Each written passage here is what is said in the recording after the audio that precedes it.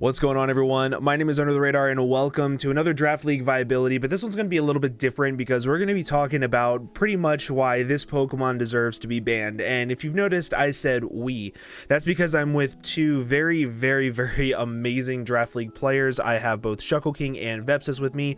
Combined, they've won like 8 championships last year. They have done amazing things in the Draft League format, and they both have used this Pokemon to great success, and that Pokemon is Urshifu single strike form.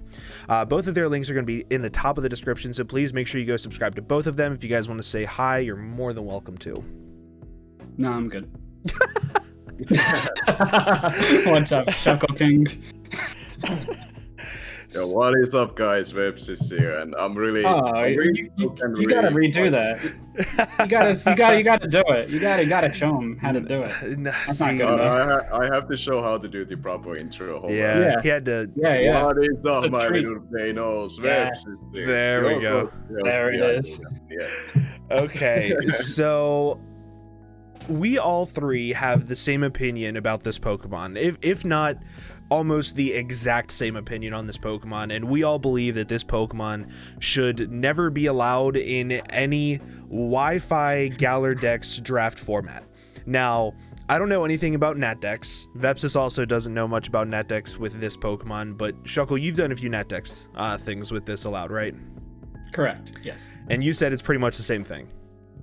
Yeah, it basically functions the same, especially with the new DLC. And it has all the new fairies, like the Tapus. It's all the checks are the same. Yeah, so I took a bunch of notes that we're going to go over. This is probably going to be a little bit longer of a video than most Draft League Viabilities, so I kind of want to talk about a few different things. The first thing I want to talk about is its dual stab and its move coverage. So do you guys want to take that portion of it and what your opinions are first, and then I'll sum it all up? Yeah, I can cover up a little bit as like an introduction into the mon, and I guess you can go from there. So basically, when it comes to Urshifu single strike, its dual stab and darken fighting is a phenomenal dual stab to work with, because basically there are only 2 typings, which is one fairy and then combination of typings of bug and fighting, which we can see from Buzzwole, that can really naturally check that dual stab really well.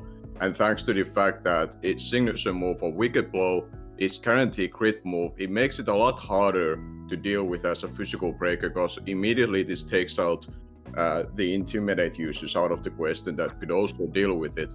Not only that, it has the proper coverage to also hit the bulky fairy types with either Iron Head or Poison Jab, so you aren't even able to guarantee check it necessary with a reducing fairy, because you have to second guess with your fairy type, depending which one you own, that if both of them hit it super effectively, it can be still a little bit dicey to play around it properly. And not only that, that you try to switching on it, Wicked Blow Choice Bandit coming from Urshifu can do like between 35 to 42% to a physically defensive Sylveon, which is kind of ridiculous coming from a mon that has such a high attack stat, and a base power move with Wicked Blow guarantee with the crit is like 120, so it has dual stab that both have basically 120 base power coming from it, and when it has the ridiculous attack stat of 130, it's pretty tough to deal with in that regard. And then what for me makes it a lot more tougher than it already is with its coverage is that it gets access to momentum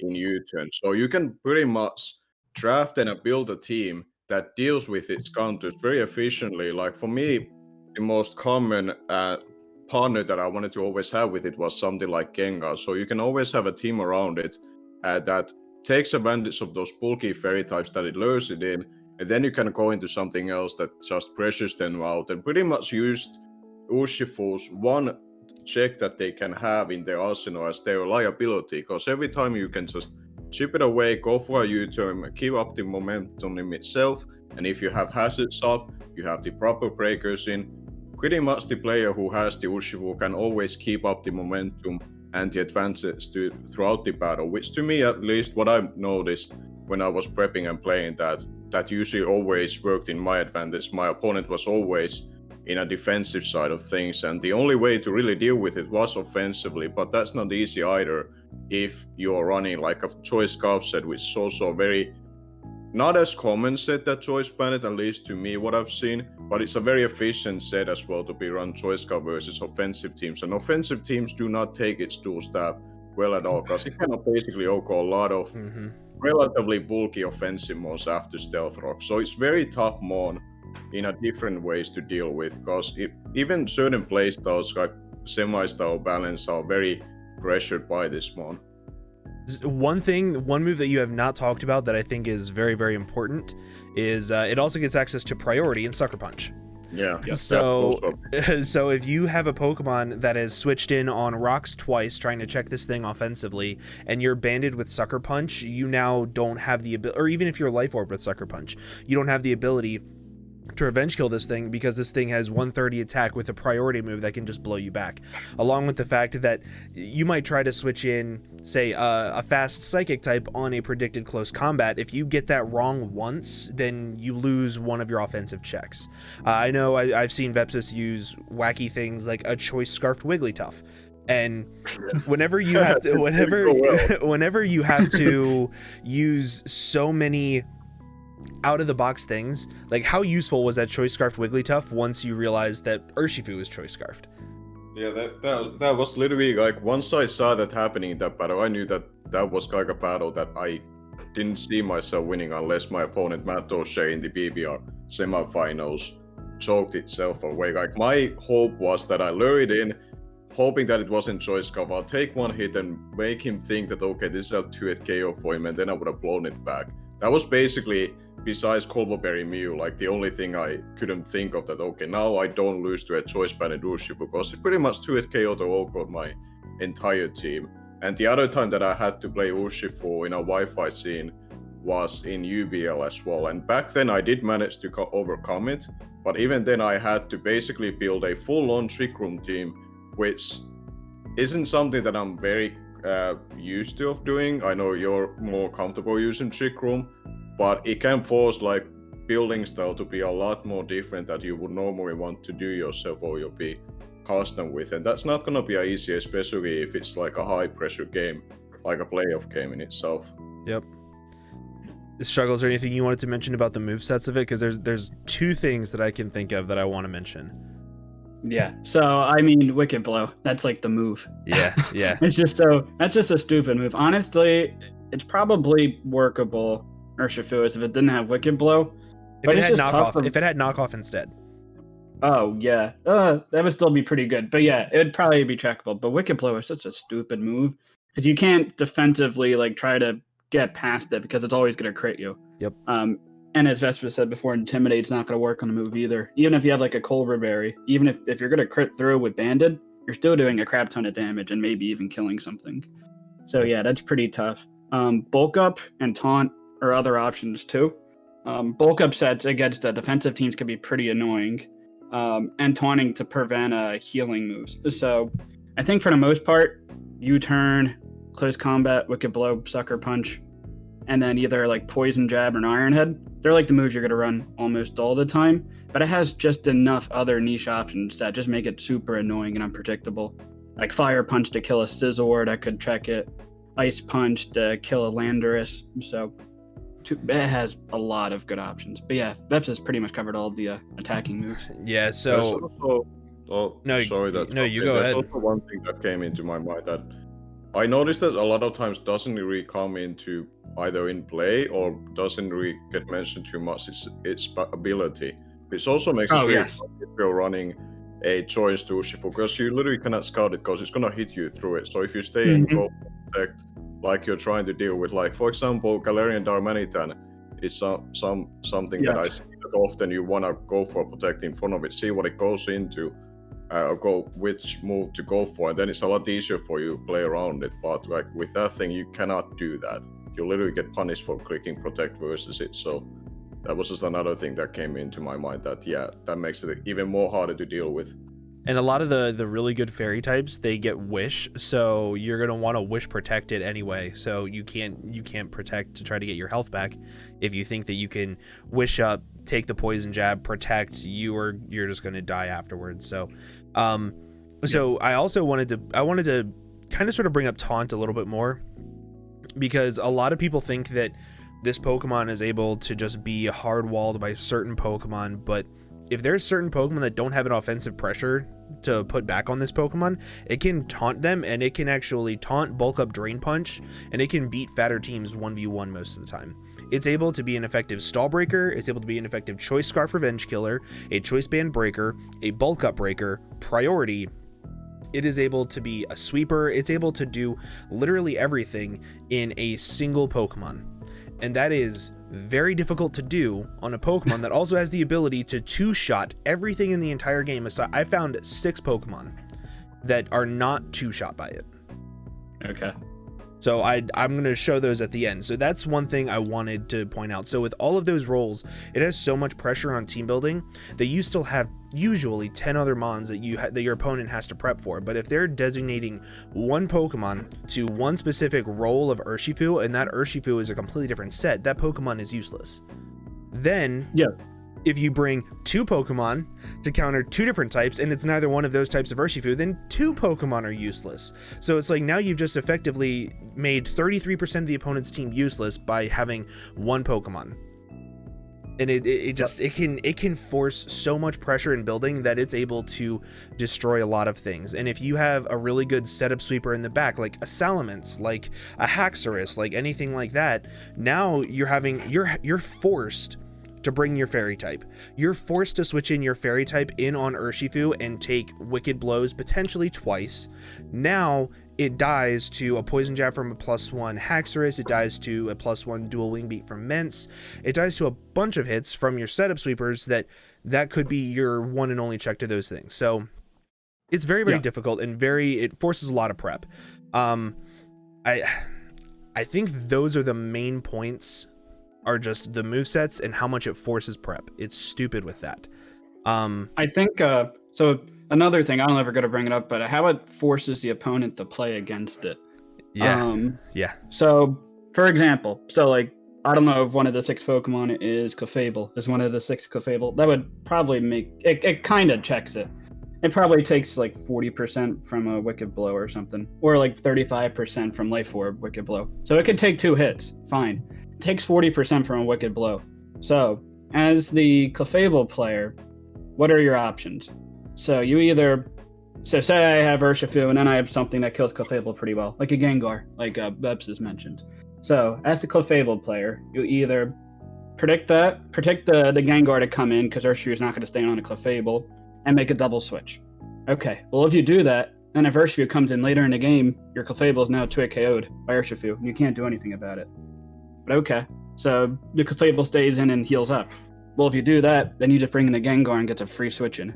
And if Urshifu is, say, Life Orbed, you're going to wear yourself down a little bit. But as you were saying before, you're going to just wear down the Clefable so much that your other sweeper, or your other Pokemon that can take on the Clefable, does so really reliably. So it kind of forces your hand. As a Clefable player, I think the right move is always you have to heal. You can't really make an aggressive switch in. So then you just get a free Gengar every time. So Gengar's not as good as Urshifu, but Gengar's still a really big threat, and it comes in for taking no damage for free. And then you have to worry about that one. So it just forces the opponent to play super defensively. And if you want to force them even more, you just run Substitute. Yep.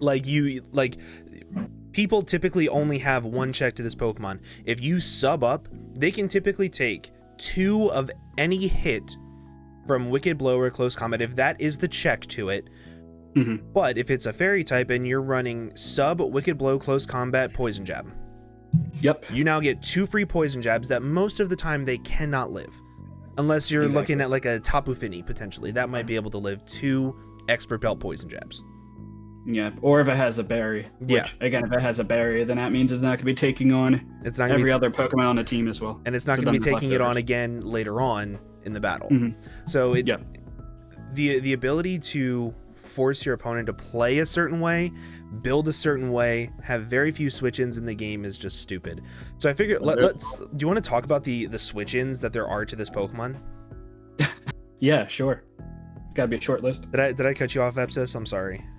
No, there was one thing that came into my mind when you mentioned those coverage, that we don't, like, obviously we think of that, okay, well, Iron Head most of the time doesn't flinch you. Poison jab most of the time shouldn't poison you. But what if they do when they are 30% chance? Like RNC coming from those picks it already, like obviously it won't happen every single case and it cannot be always an argument, but it's also a secondary thing that you have to worry about while you're prepping and you're playing, like, okay, just don't flinch me now, because then you're just basically beating me down.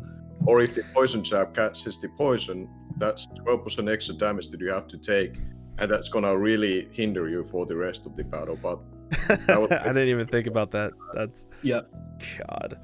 So I made a list of 6 Pokemon that somewhat check it.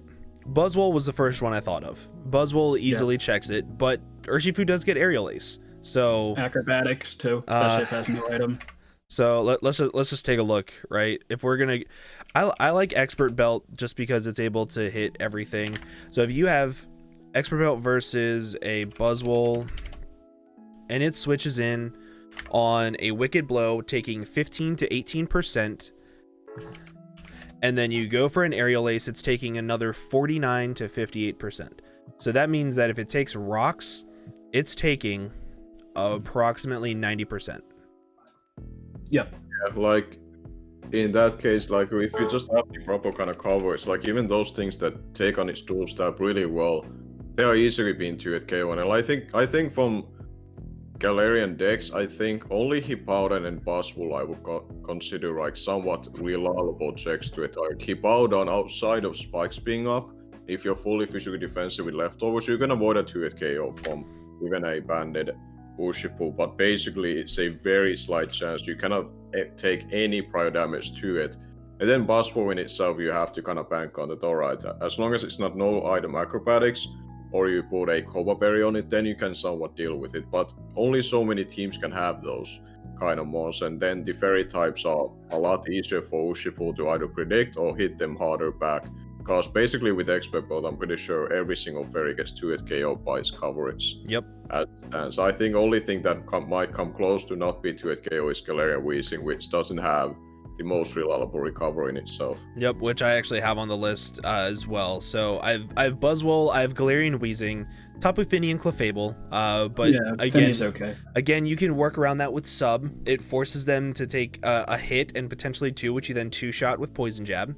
Clefable gets 2-shot by Poison Jab as well if you click sub on it. So versus a team that has a Tapu Fini or Clefable, you just click sub whenever you know that you're forcing something out, and then you get to 2-shot the check to it. So it's stupid in that aspect. And then I did find 2 niche ones that are a little unique. So one is Mawile. Mawile is able to intimidate it. It's able to take 2 wicked blows afterwards, and it's able to take 2 close combats most of the time. If it's choice banded, it doesn't, but I will show that on screen just so people can see.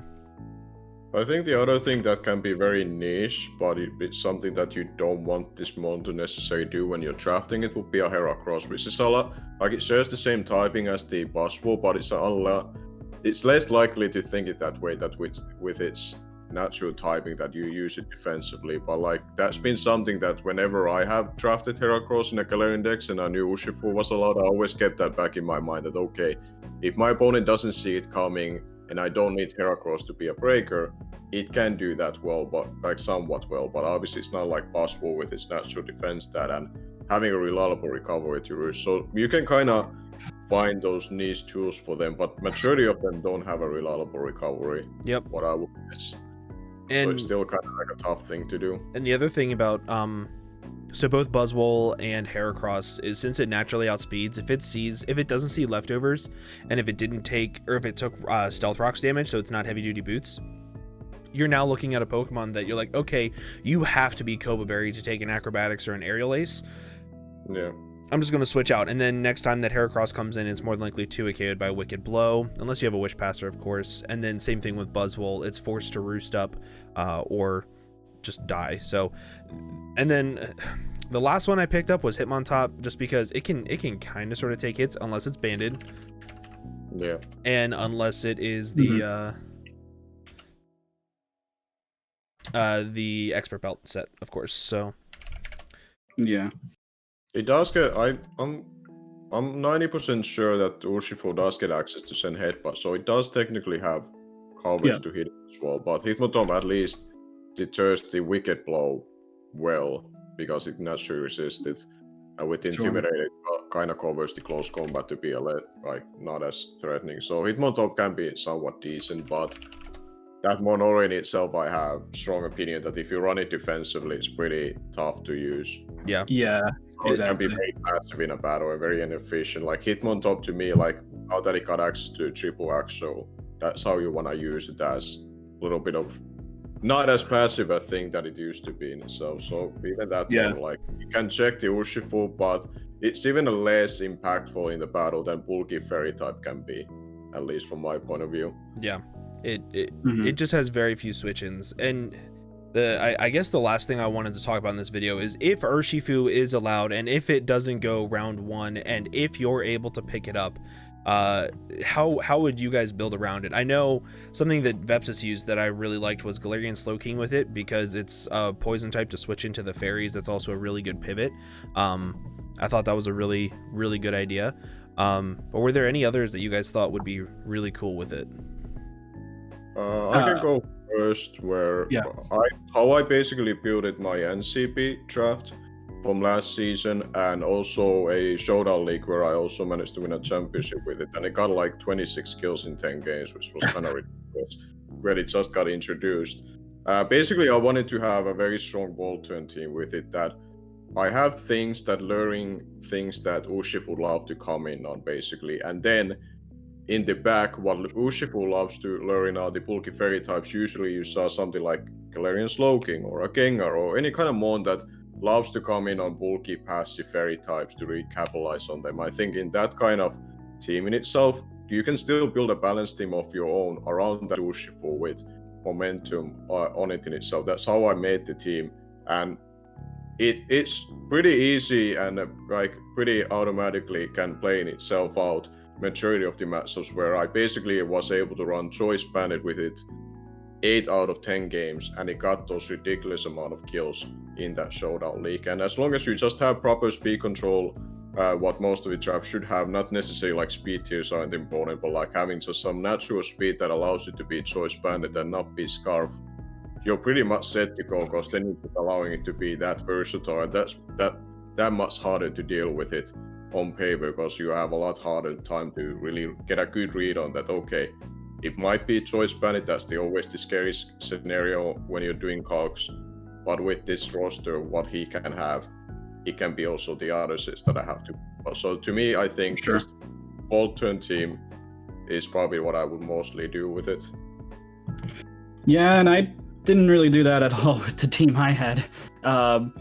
For LD, I think I got 21 or 22 kills with it in 12 games, and this is probably like the most competitive showdown league that's out there. And it was the first time it was introduced, so it did pretty well for my first time there. But yeah, for fairy killers, I had a Millmetal, Volcarona, and Roserade. Oh, okay. So yeah, you can bring your fairy, sure, but then Volcarona comes in and sets up Quiver Dances on you, or Millmetal comes in and just clicks double Iron Bashes. Yeah. And Roserade comes in and Sludge Bombs, Toxic Spikes. Like, what are you gonna do? So like in my instance, I ran Scarf I think 5 or 6 out of the 12 games, just because the nature of the team. I didn't have a lot of momentum, but I just had a lot of really hard breakers for fairy types that couldn't really do anything about them. Yeah, and I can see still that working really well, because something like Roserade comes in on majority of the fairy types, and while you don't necessarily have something like I had Gengar to punish from those plays, you can always get up spikes which just enable Urshifu to be even harder to deal with, or even a Melmetal, which when you have Melmetal on your draft as the second scariest thing, that's the worst case scenario for most people. Yeah. What do you guys think about something like a Kartana, since like it can come in, get a beast boost with a Choice Scarf, and just start to just go to town, you know? Oh, I love Kartana. So yeah, I think of like really fast steel types, or just really hard hitting steel types are really nice. And like you can get Metagross around 3 or 4 for most drafts. Like it's not that hard to get an offensive poison or an really offensive steel Scolipede. There's another option too. I could just really take advantage of fairy types. Another thing that I thought really, so it's not a fast one, but it's a super unique one, Dragalge, because yeah. because it gets access to flip turn now. So they're not going to want to stay in on an adaptability sludge wave. If you set up a T-spike, that weakens the rest of the team, or you just flip turn as they switch out, bring back in your Urshifu and just keep going to town. They bring in their steel type to do it. Their Galgi, then you flip turn, go on Urshifu. Because of that, because Galgi literally only gets swapped by steel type, and you have a Urshifu to take advantage of it. So yeah, so like I thought this offensive core with like Urshifu, Kartana, Dragalge would literally be disgusting. That'd be so much fun. Oh god. Or you got, I mean, always another option is trapping, either with Dugtrio or Gothitelle or Gothorita. If you really wanted to be that cantress, you just trap the fairies, and unless it's Clefable with teleport, I guess Comfy would U-turn. Like, there's not a lot of fairies that have Sylveon with Baton Pass. Yeah, Sylveon with Baton Pass. But yeah, yeah, but even Baton if Pass. they have access to it, you're forcing them to run that, which makes their moveset even more tougher to come Exactly. And then if you're recovery. something like an Aromatisse, you run skill swap to swap the trapping, and then you can switch out. But it's like then you're running skill swap, and there's just way too much. I'm trying to think. Is there anything else? There was one other one that I kind of sort of thought about was Toxtricity as like an offensive Pokemon. Because I have seen together, and a good friend of mine who you played in semifinals, he funnily enough didn't get as many kills with the Urshifu, but the way it played out for him is that the Toxtricity instead got a lot of kills, because so many people versus him were heavily prepared for Urshifu, as they should, and then the Toxtricity kind of went brrr on the whole team in itself when it just killed everything. It's still a fun pairing that I've seen being used, and it's been like there's so many options. That's basically the whole point. It's not that tough to find a good partner with it. Yeah, and do well. It's not like it's I'm trying to think of a Pokemon that's kind of difficult to have a good partner. Landorus, in my opinion, is a very difficult Pokemon to find a good partner for, because you want to have a Stealth Rocker that's not Landorus, that's also not a ground type. So now you're looking at steel types. So you're looking at things like Bronzong, Stakataka, and now so you have a kind of sort of a weird steel type, and you can have another flying type to do offensive things, but you have Landorus, so then you don't want a Dragon that's also a flying type to have two quad weak to ice Pokemon. So like I think that's a little bit of a difficult one to have a good partner for, but like Urshifu, there's so many that you just can't pick from. Yeah, I think like as long as you have like I think something that it would be always preferred is that as long as you got a fast mode that has access to momentum also. It's not a tough thing to find, but that's something that I would also like. If there's a league and people still want to try it out and get to have access to, that would be something that I would recommend with, because it makes it a lot easier to play with it. That if you have a faster mod that gets that access to momentum. But in a Galarian decks, like there are so many things, usually flying types that always get access to you and that go well with it. Yeah, I'm trying to think of one that's not Torn T. God, Talon Flame could be decent because it also switches on fairy types. Yeah. If you have it can bulk up sweep too. Type, or if you even worry about in your draft, Crobat can be a decent partner with it. Yeah, that's a good one. Yeah, there's just so many options, and because of the plethora of options, we thoroughly believe Urshifu should never be allowed ever. It has too many options, too hard to switch into, forces too much prep, forces people to play a certain way. It has too many good partners that can open up doors for it. It's too good. I think that we pretty much covered everything that we could on this Pokemon. And if you disagree, that's totally cool. You're allowed to have your own opinions, but we have ours, and this is why. And I hope you guys enjoyed listening to us. Do you guys have any final closing words? No, well, just finally, so like I wanted to say that this actually early on the video, but thank you very much so that we could be part of this. Like I've been watching a lot of videos from your channel since like last generation when you started really build up the hype. So I'm very happy to be here and like excited to see this actually when it's gonna be uploaded and be actually part of this. So thank you. I don't gas him up too much. Gotta keep his ego a little bit lower than that.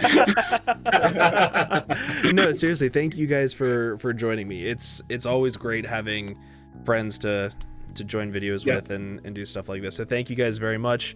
And again, thank you all for watching. Both of Shuckleking as well as Vepsis' links, their links are going to be down in the description below. Go to their channel, click the subscribe button, and watch their NCP run, because they're both in the NCP. I believe Vepsis is in UBL with me, which will be coming up soon.